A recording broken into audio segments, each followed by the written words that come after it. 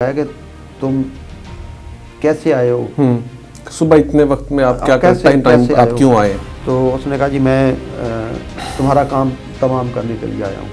तो उसने अपने भतीजे को वहाँ पे गिराया और वो भागने लगा अपने कमरे की तरफ, उसके गिराज से कमरे की तरफ उसने पीछे से फायर उसको मारा है। जितने अभी एनकाउंटर हुए हैं आपने देखा होगा, उनके ऊपर रिकॉर्ड बना दिया था। जो इसके मुखालफिन थे, जिन मुखालफिन ने SHO को पैसे दिए कि आप इसका काम लगा देंगे, हमें यहाँ कारोबार नहीं करने देता था, वहाँ सरकारी ज़मीन थी, वो इसने काबजीन से छुड़वा कर मस्जिद को दे दी थी।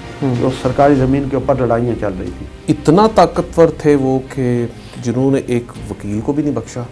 राय साजिद, उस SHO के पास इस वक्त 100 करोड़ के लगभग प्रॉपर्टी है। वो एक गरीब घर से आया था, एक कांस्टेबल था, उसका 200 भैंसों का फार्म है, 204 चक में। बूरे वाला में उसकी कोई 25-30 करोड़ की गाड़ियों में इन्वेस्टमेंट है। मैंने देखा है जो अच्छे पुलिस ऑफिसर हैं वो DSP, SP, DPO रिटायर्ड होकर भी वो 10 भैंसें नहीं बना सकते। आप SHO जिसको लगा रहे हैं थाने में, आप उससे 10-20 लाख, उनके कई थाने ऐसे भी हैं यहाँ पर 2-2 करोड़ दे के SHO लगता है। उनको कहीं कुरान पाक पे हाथ रख के बताएं कि क्या आपके पुलिस वाले इसमें इन्वॉल्व नहीं? पुलिस की मर्ज़ी के बगैर मंशियात फरोशी हो सकती है, पुलिस की मर्ज़ी के बगैर कोई डकैती नहीं होती। 99% जो वारदातें हैं वो वही लोग करते हैं जिनके इन SHO सबान के साथ रिलेशन होते हैं। एक तरफ कल ही अभी रिसेंटली एक नया बयान आया है, CCD कह रही है कि मंशियात का खात्मा करना है, और दूसरी तरफ आपने एक बड़ी खबर, ये मेरे लिए भी बड़ी, कि एक कानून का रखवाला। मैं जो जिस सोच के तहत CCD को एक्टिव किया जा रहा है उसके पीछे बुनियादी सोच तो ये है ना कि हमने अपने मुल्क से क्राइम का खात्मा करना है। बिल्कुल ऐसे ही है। ठीक है, मैं चैलेंज से कहता हूँ कि आप SHO जिसको लगा रहे हैं थाने में, आप उससे 10-20 लाख, बल्कि कई थाने ऐसे भी हैं जहाँ पर 2-2 करोड़ दे के SHO लगता है।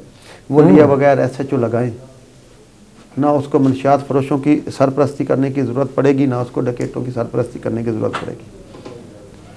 आप अपने निज़ाम को सही कर दें।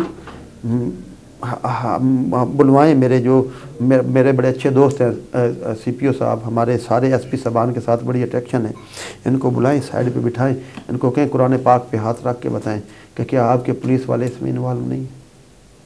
पुलिस की मर्ज़ी के बगैर मंशियात फरोशी हो सकती है, पुलिस की मर्ज़ी के बगैर कोई डकैती नहीं होती।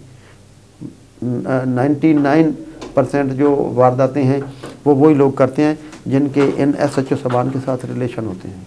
अब भाई ज़ाहिर है कि ये मामला इतना बढ़ चुका है कि अब पंजाब गवर्नमेंट्स भी इसके अंदर इन्वॉल्व हो चुकी है। मैं आपका जो सवाल था उसके रिकॉर्ड के मुताबिक मैं चैलेंज करता हूँ, उन्हें कहे कि इनके चलान निकाल के ले आए, ये किन मुकदमे, जो 14 मुकदमे आपने शानी के ख़िलाफ़ लिखे हैं, उनका रिकॉर्ड निकाल के ले आए। क्या वो FIR में नामजद था या ज़िमनियों में लिखा गया है? और रिकॉर्ड निकाल के ले आए, क्या ये नए नामजद शुदा पर्चे हैं?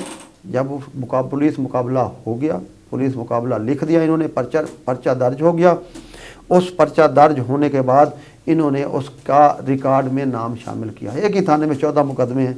आप मुझे बताएं, आप यहाँ से घर जाते हैं, अदालत जाते हैं, आप कचहरी से मार्केट जाते हैं, मोटरसाइकिल पे वो नौजवान फिर रहा है, आपको क्या ज़रूरत थी फिर कि आप उसके घर जाके सुबह रेड करते? और वो भी उस वक्त करते जब एक दिन पहले वो आपके DPO से मिल के जा रहे हैं। क्या ज़रूरत थी आपको? आप रोड से उसको गिरफ्तार कर सकते थे, उससे बरामद करते ना। तो सर आप सबके पास भी आया, तो क्या उस वक्त आप सब लोगों ने गौर नहीं किया इस मामले को? हम इस संगीनी से वाकिफ़ नहीं थे। हम ये समझ रहे थे कि जो CCD काम कर रही है और पुलिस जो काम कर रही है ये क्रिमिनल के ख़िलाफ़ कर रही है। हमारे नोटिस में ये बात आती रही है कि पुलिस वालों ने और जो CCD के एहलकार हैं वो लोगों से 20-20 लाख, 25-25 लाख रुपए लेके आपके दुश्मनों को मार रहे हैं, उनको हाफ फ्राई और फुल फ्राई की कीमतें लग रही हैं। लेकिन इस संगीनी का हमें इल्म नहीं था कि वो वकील को उसके घर में दाखिल होकर उसकी माँ के सामने, मैं एक और बात जो उसकी माँ ने मुझे बताई है, जब उसको फायर लगा है वो 10 मिनट दीवार के साथ लग के बैठा रहे, उस वक्त वो ये कहता रहा कि माँ मुझे बंदूक उठा के दे। जब आप किसी को गोली मारेंगे नाजायज़ सिर्फ इसी बुनियाद पे कि वो आपकी रिश्वत, करप्शन और आपकी बदमाशी के रास्ते में रुकावट है, तो वो कुछ ना कुछ तो करेगा। फिर उसकी माँ ने कुरान पाक का वास्ता दिया इनको। वहाँ पर एक अशरफ थानेदार था, एक जुनेद भट्टी था और एक ये साजिद था। कुरान पाक का वास्ता दिया।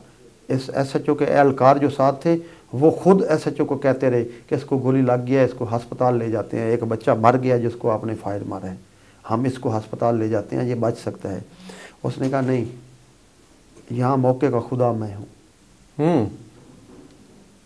मैं मौके का खुदा हूँ।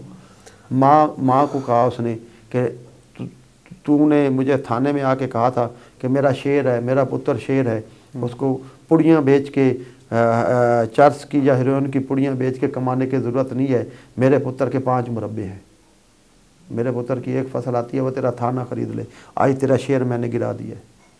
कि मामला इस कदर हाइप हो चुका था, वो इतना दिल में सबको पता है, पूरी पुलिस को पता है, पूरे डिस्ट्रिक्ट को पता है कि रय साजिद ने हाई कोर्ट मुल्तान में अतर शाह बुखारी के सामने उसको कत्ल की धमकी दी, उस जुनेद भट्टी ने उसको कत्ल की धमकी दी, विहाड़ी में कचहरी के अंदर वकील को उसने कत्ल की धमकी दी, लेकिन वो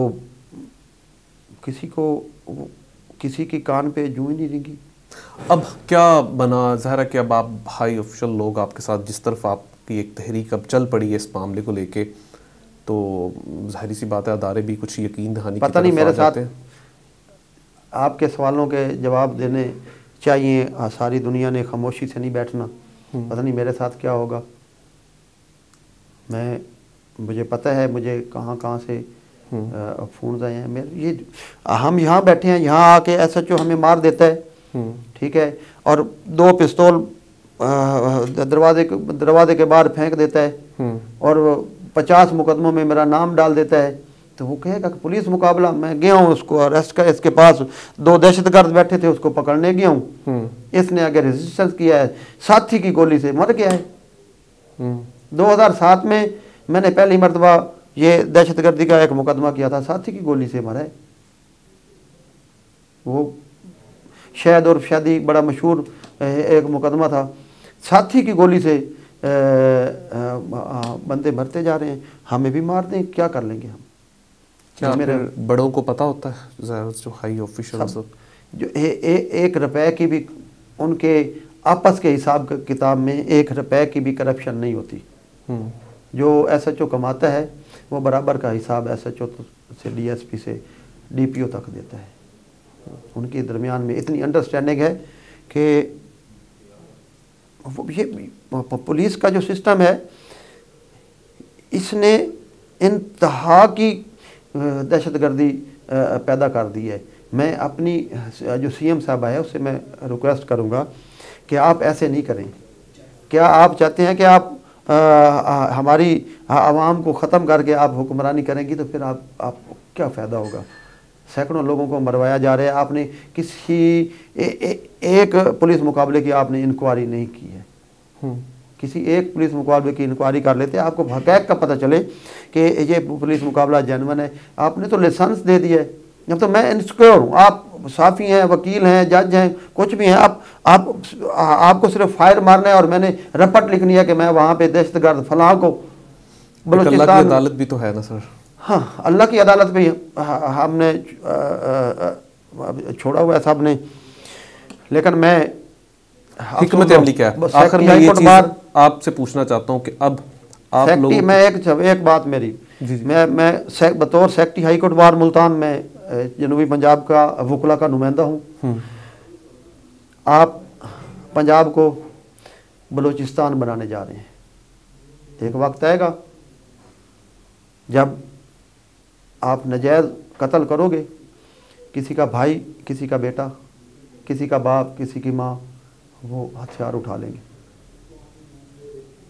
हमने क्राइम को कंट्रोल करना है, लेकिन मारवाई अदालत लोगों को कत्ल करके हम इंतशार की तरफ जा रहे हैं। मैं इसको बड़ा बेहतरीन निज़ाम समझ रहा था, लेकिन मेरे वकील के कत्ल के बाद जब मेरी दिलचस्पी पैदा हुई है और मैं अपने भाई रिसर्च किया चीज़ों को के शहादत के बाद जब मैं इस चीज़ की रिसर्च की तरफ गया हूँ तो जो हक़ैक़ मेरे सामने आ रहे हैं वो खौफनाक है, मैं आपको बता ही नहीं सकता।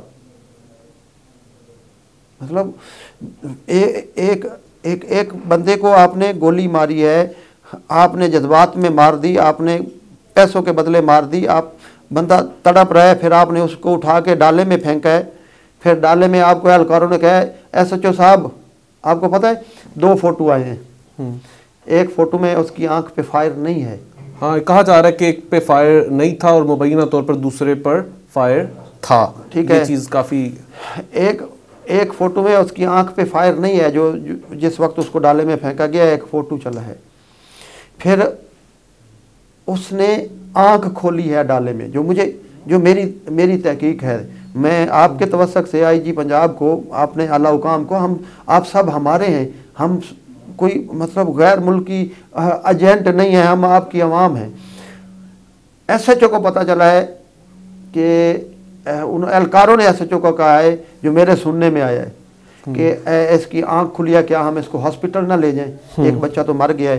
तो SHO ने कहा गाड़ी रोको, SHO ने गाड़ी रुकवाई है और जब SHO डाले के अंदर गया है उसने एक आंख खोली है, उसने आंख में फायर मारा है, दोबारा से फायर मारा है।